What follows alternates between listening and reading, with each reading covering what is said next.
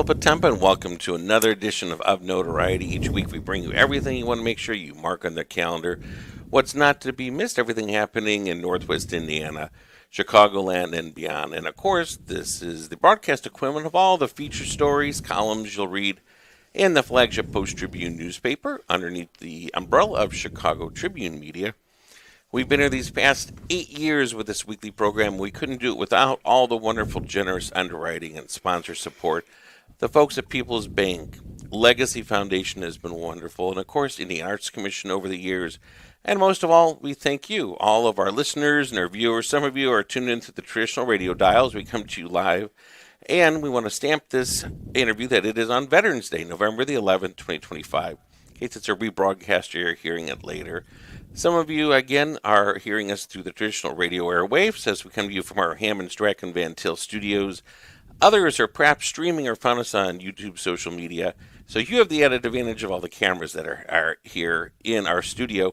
And that shows you that I have a co-host this week, Debbie Wapple. Thank you for joining. Hi, thanks for having me. Debbie's got a couple events of herself she'll be talking about.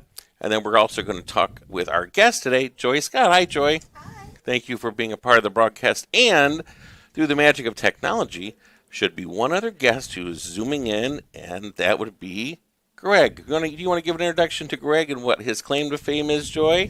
Greg is a local.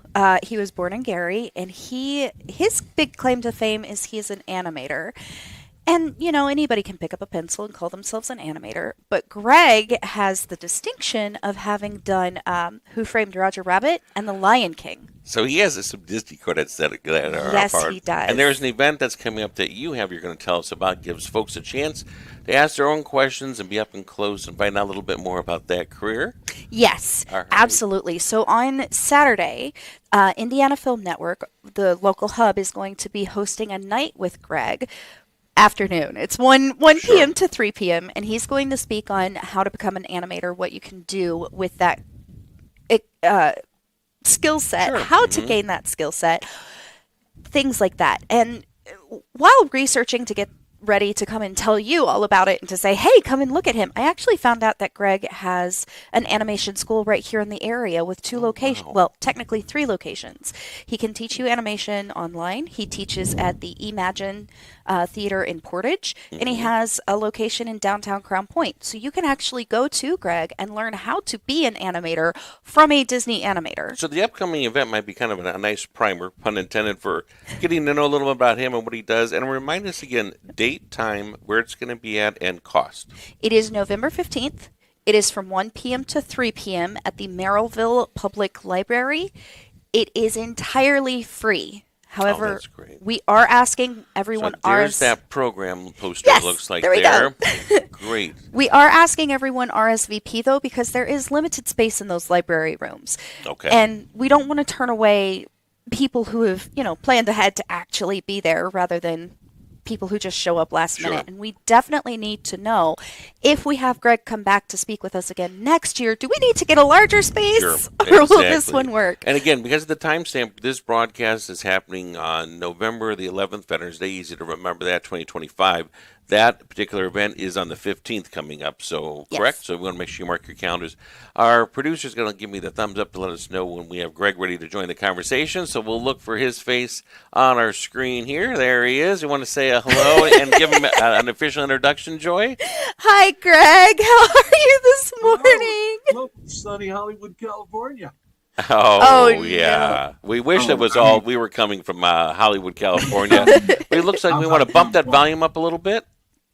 My volume? Yeah, just a little bit. Yeah, so we can hear you a little better. I don't know how to do that. There. Now it sounds better. I think our producer gave you a couple notches up as well. Thank you for joining us. Co-host I have with us is Debbie Wapple. So we're behind the desk. We're going to ask a few questions here. But once again, we want to get the introduction of why Greg is going to be our featured focal point coming up this weekend. What is the program again, Joy? So it's a speaker series night. We like to bring in people from all walks of the industry to come and help locals figure out exactly where they would like to plug in into the cinematic arts in the area. Greg, in particular, we're all very excited about because, like I said, he's been an animator for Disney. I actually did a lot of stalking on you, Greg, recently. I'm sorry if I put out anything It's too all good so crazy. far. But I'm waiting to hear something come up. say it again. No, I thought I was going to teach how to do my famous blueberry pancakes. I didn't know anything about this animation stuff. What?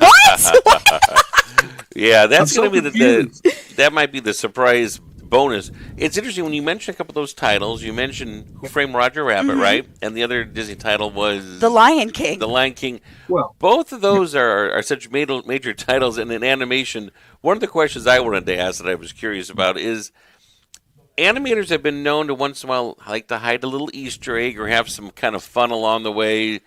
Is that just popular lore, or really you can look at certain feature films and maybe you will see a certain highlight or a hidden moment in there that some of the super fans might notice, Greg?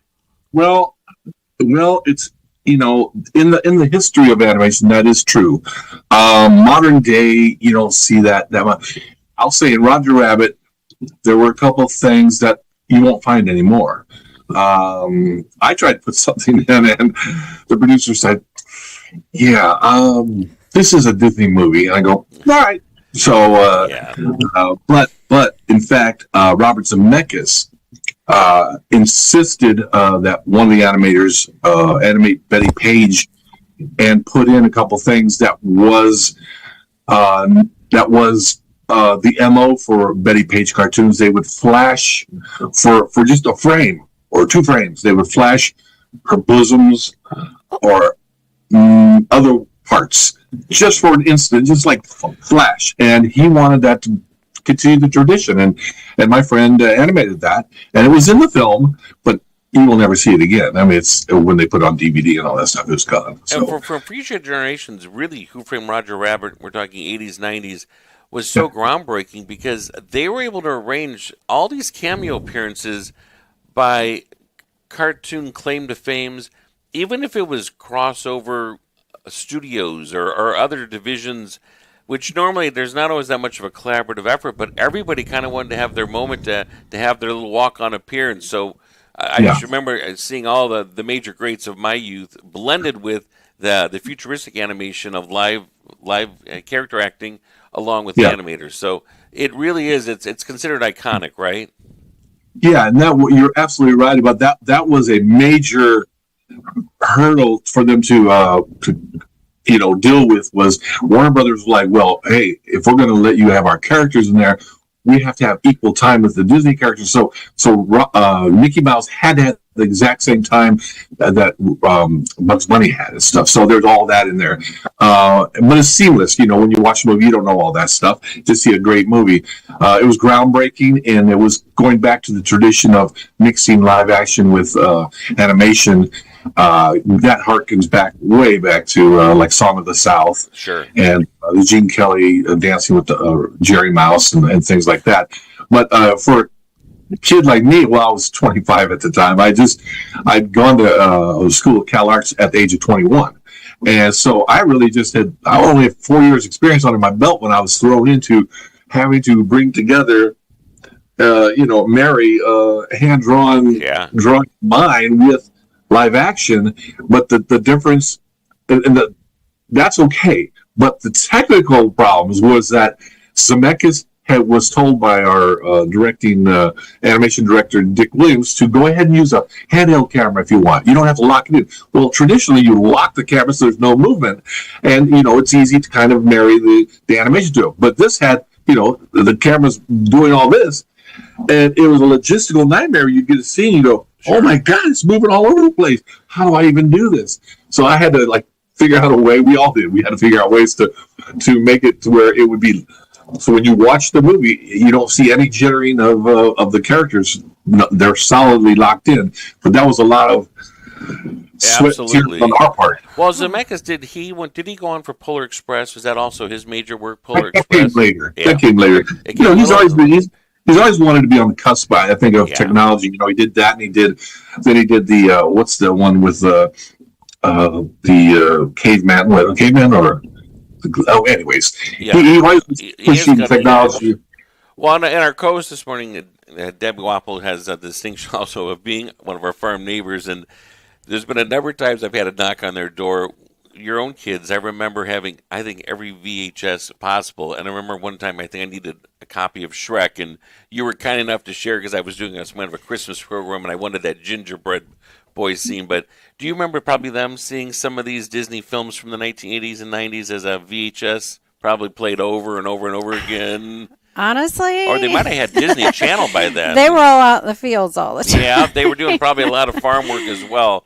But I know they had a few of these because I've had to borrow them over the years. And you'd say, I think we might have. Now it feels like we erase so much. Not that I want to have a whole shelf full of VHSs or DVDs, but there's just something about having that tangible moment. And we're going to have an opportunity to learn a lot about this coming up this very Saturday, right, Yes. Joy? Yes. How did it come about that you and Greg collaborated to say, let's do this. Let's make this happen. Let's kick off this series. I actually did not have the opportunity to arrange this with Greg, unfortunately.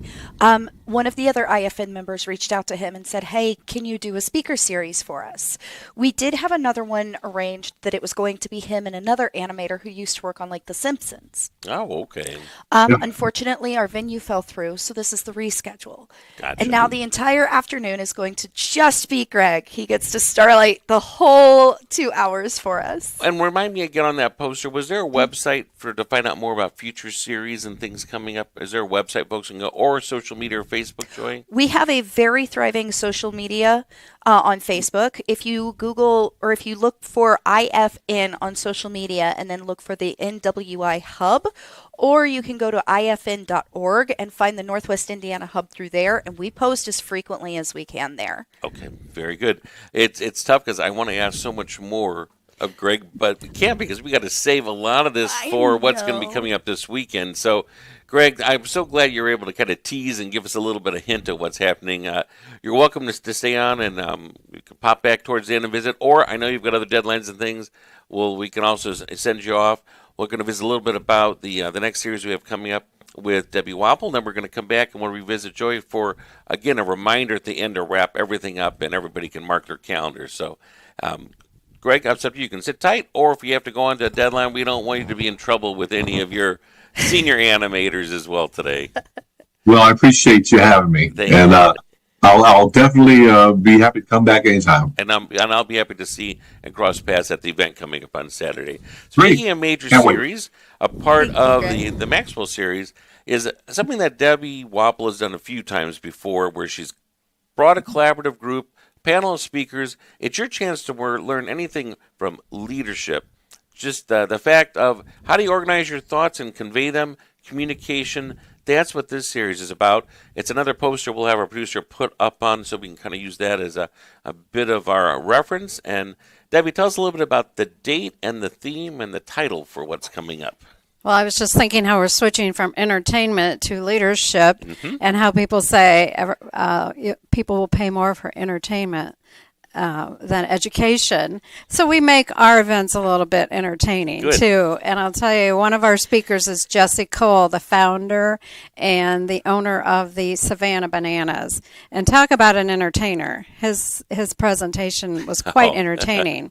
So I listened and was in this Live to Lead event in Orlando with the Maxwell leadership team, upon which I'm part of. And so I saw all these amazing speakers in person and then purchased the license to bring them back to our local community.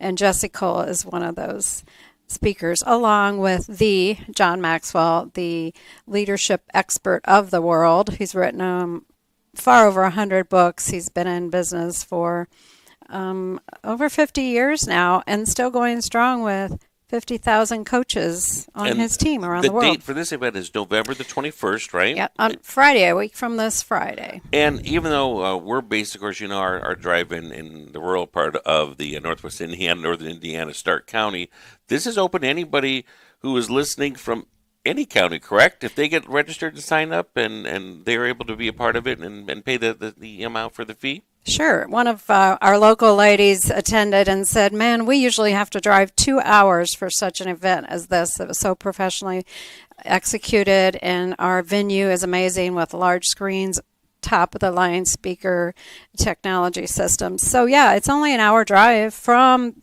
right here Sure. to North Judson, where we'll be holding the event. And again, looking at the poster and looking at all the floating heads, the lineup for the panel is how many total we have there? Does it look like Well, we 6 or have 7? the 5 professional speakers from John Maxwell, Valerie Burton, who is an international coach, Anthony Trucks, a former NFL football player, of course, Jesse Cole, and Craig Groeschel, who is with Family Church and has 40 satellite churches that one of the biggest churches and had the most satellite churches. So he talks about his leadership. And then we're going to feature one of our local veterans, and I'd like to thank all veterans out there today. Absolutely. The older Thank I get, the more I realize what our freedom means and what these men and women did to fight for that. So Nathan Radke is a man who served in the U.S. Army and the intelligence section in Iraq, and he learned Arabic. And now he's a leader of J.W. Hicks. It's a major industry in our small area. So we are going to interview him on his resilience and his leadership traits that he learned through the Army. And Anthony Trucks talks about doing the dark work, building your character and your values before you get to the challenging situations. So we're going to talk to Nathan on what built his character before he had to face all this U.S. Army. You needed a large venue space because I know to accommodate the folks that it draws. So Christian Heartland Center, is that right?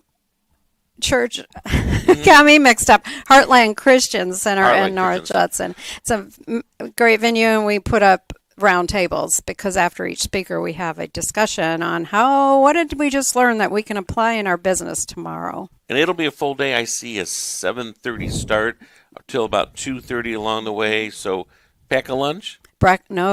Awesome breakfast at 7:30.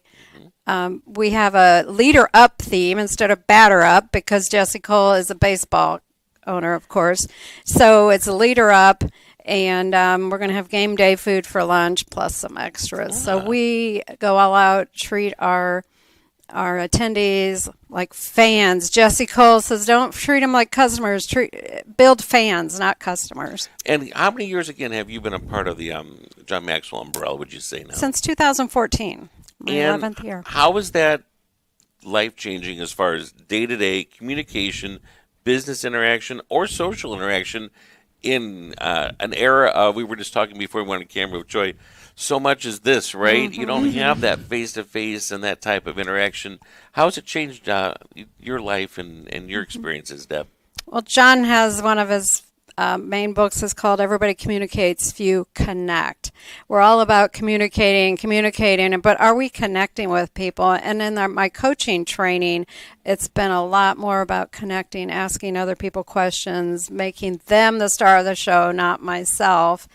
And even in our farm business, as far as putting our employees first and everything, and valuing people. John is all about we are people who value other people and add value to other people. And that's why I do the event, to add value to our local leaders.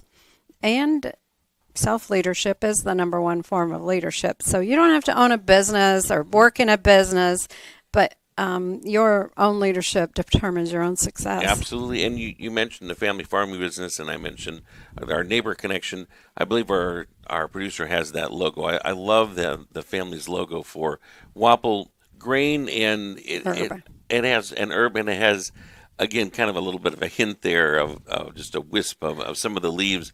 We wanted to talk some things that are happening right now. Eric and Larry Jr. are the sons that help continue, along with Larry Sr., the family farming.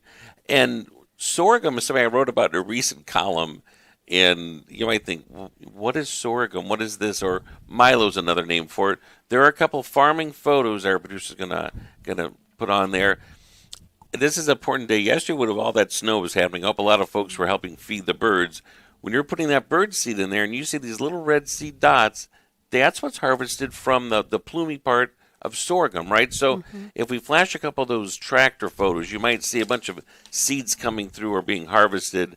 There we go. That's the sorghum, which is basically a combine is what's being used. Is that right? Yes. But just to get the top part, and then the stalk part is going to remain.